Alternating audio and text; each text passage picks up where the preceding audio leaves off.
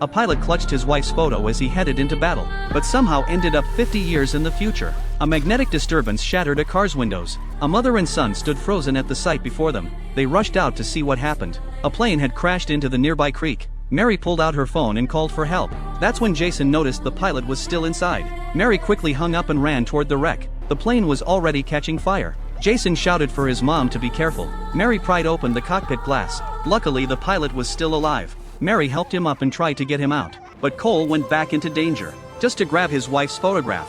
Finally, they both made it to safety. Cole thanked Mary for saving him. He asked how they got to the Burma battlefield. Jason said this wasn't Burma but Ohio. Cole insisted he'd just been in aerial combat, but everything around him looked completely different. A water tower in the distance stopped him cold. This was where he was born and raised. Cole couldn't understand what was happening. One second he was fighting in Burma, the next he was back in his hometown. None of them noticed at that moment. A crack had appeared in the sky. A police officer came to the hospital for statements. Mary explained they were just passing by, since the officer couldn't find any records on Cole, and his plane's serial number wasn't registered. They suspected Cole might be a foreign spy. They planned to detain him for questioning, but Jason chose to believe Cole's story.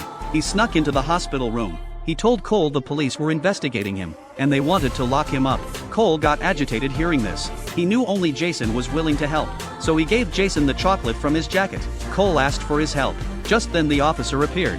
They were there to take Cole away. Cole quickly blocked the door. He told Jason to find Chief Simmons at the station. He could verify Cole's real identity. Then the officer and doctor forced their way in. They injected Cole with sedatives. Cole woke up in the hospital again. He saw guards at the door. Soldiers were everywhere outside. Cole decided he had to leave. So when the doctor came to change his bandages, Cole knocked him out, then put on the doctor's clothes and escaped. After changing back into his own clothes outside, what he saw left him stunned. Advanced fighter jets streaked across the sky. Cars played music he'd never heard before. People talked to little boxes in their hands. Cole was both curious and confused by it all. Just then a motorcycle passed by. Cole grabbed it and sped away. Cole wanted to go home to find his wife. He ran into Mary and Jason again on the road. You again. They found a photo of Cole with Simmons. Yeah, that's me. This is Simmons right here. Weber, he enlisted right after Pearl Harbor. They believed Cole was a good man. Mary drove Cole to find his wife. Following his memory, they reached Cole's house. Nothing looked the same anymore. Cole couldn't wait and ran toward the house. He called out his wife's name, but no one answered. Cole saw his wife's photo on the wall. Her smile was still as beautiful, but the groom in the wedding photo wasn't him. Cole understood his wife had remarried. She'd had 3 children with her husband. They had a happy family together.